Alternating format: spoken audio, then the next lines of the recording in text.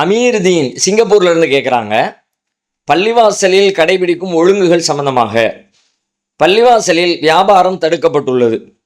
அப்படி இருக்க இயக்கங்களின் சிடி புத்தகங்கள் மற்றும் பத்திரிகைகள் காட்சிக்கு மற்றும் விற்பனைக்கு வைக்கப்படுகிறது, இது சரியா அப்படின்னு கேட்குறாங்க.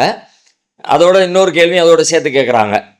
முதல்ல பள்ளிவாசலில் இந்த மாதிரி விற்பனை புத்தகங்கள் சிடி இதெல்லாம் விற்பனை செய்கிறது ஓகேவா சரியா அப்படின்னு சொல்லி கேட்டால், பள்ளிவாசலில் விற்பனை செய்யக்கூடாது. விற்பது வாங்குவது நபி ஸல்லல்லாஹு அலைஹி வஸல்லம் தடை செஞ்சாங்க. அப்படியே நேரடியாகவே நபிகளார் தடை செய்வதற்கான ஆதாரங்கள் இருக்கிறது. நபி அவர்கள் கவிதைகள் இயற்றுவதையும் பள்ளிவாசலில் வைத்து விற்பதையும் கொடுப்பதையும் வாங்குவதையும் நபி அவர்கள் தடை செய்திருக்கிறார்கள். அதனால பள்ளிவாசலுக்குள்ள விற்பனை செய்யக்கூடாது. ஆனால் அதில் கூடுதலாக இன்னொரு விஷயத்தை உணரணும். இந்த பள்ளிவாசல் என்று நாம் சொல்லக்கூடிய இடம் இருக்குதுல்ல, அது நாம் தொழுகிற இடம் இருக்குதுல்ல, அதைத்தான் ஒரு பள்ளிவாசல் இன்னைக்கு நாம் எதையெல்லாம் சொல்கிறோமோ அது தொழுகை இடம் மட்டும் இருக்காது. தொழுகை இடத்தை தாண்டி பல்வேறு அந்த பில்டிங்குக்குள்ள அல்லது அந்த வளாகத்துக்குள்ள வேறு பல விஷயங்களுக்கான இடங்களும் சேர்ந்துருக்கும். ஆனால் பொதுப்படையாக சொல்லும்போது பள்ளிவாசல்னு சொல்லிடுவோம். ஆனால் நிஜத்தில் அது பள்ளிவாசல் கிடையாது.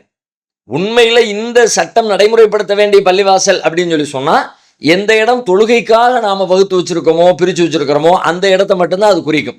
தொழுகை அல்லாத வேறு வேறு செயல்களுக்காக ஒது செய்வதற்காக வேண்டி வச்சுருக்கிறோம். ஒது செய்வதற்காக வேண்டி ஒரு இடம் இருக்குது அப்படின்னா அது தொழுவதற்குரிய இடம் இல்லை, அது வேறு பர்பஸ்க்குள்ளது. தொழுகைக்கு முன்னால் தயார் செய்து கொள்ளக்கூடிய அது மாதிரி பாத்ரூம் கழிவறைகள் கட்டி வச்சுருக்கிறோம். கழிவறைகளை போய் ஒருத்தர் அசுத்தம் பண்ணுறாருன்றா பள்ளிவாசலை அசுத்தம் பண்ணுறாருன்னு சொல்ல மாட்டோம்ல. இந்த பள்ளிவாசலுக்குள்ளே தான் அந்த எங்கேப்பா இருக்குது பாத்ரூம்னு கேட்டால் அது பள்ளிக்குள்ளே இருக்குதுன்னு சொல்லுவோம். அந்த பள்ளிவாசல் பாத்ரூம் தான் அதுக்கு அதை நம்ம பேச்சு வழக்கில் பயன்படுத்துவோம். அப்படி சொன்ன காரணத்தினால அதுவும் பள்ளி ஆகிறாது.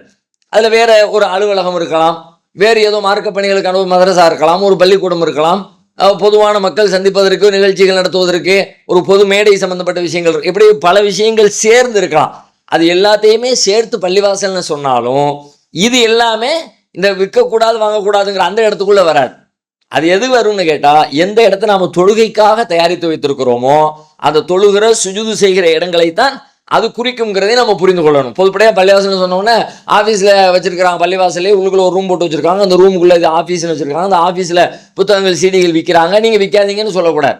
ஏன்னா அது சொல்ல வழக்கில் பள்ளிவாசல்னு சொல்லப்பட்டாலும் நிஜத்தில் அது பள்ளி ஆகாது என்பதை புரிஞ்சுக்கணும். இது நம்ம மட்டும் இதை செய்யற ரசூலுல்லாஹ்விடத்தில் இது முன்மாதிரி இருக்காது. நபிகளாருடைய காலத்திலேயே பள்ளிவாசல் என்று அழைக்கப்பட்டது வேறு பல பணிகளுக்கான விஷயங்களையும் பள்ளி என்று அழைக்கப்பட்டிருக்கிறது. ஒட்டகங்களை கட்டி போடுறக்கூடிய இடம் கூட பள்ளிவாசல் இருந்திருக்கிறது.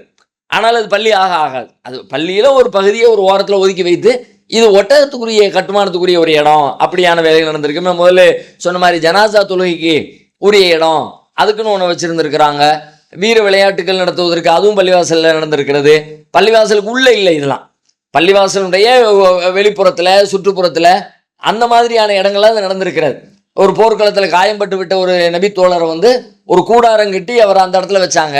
எங்கள் பள்ளியிலலாம் பள்ளிக்குள்ளே இல்லை, மஸ்ஜித் நபவிக்குள்ளே இல்லை, பக்கத்தில் வெளியில் பக்கத்தில் மஸ்ஜித் நபி ஒட்டிய பகுதியில் கூடாரம் அமைத்து அவர் அங்கே மருத்துவம் செய்வதற்காக வேண்டி தங்க வைக்கப்பட்டிருந்தார்.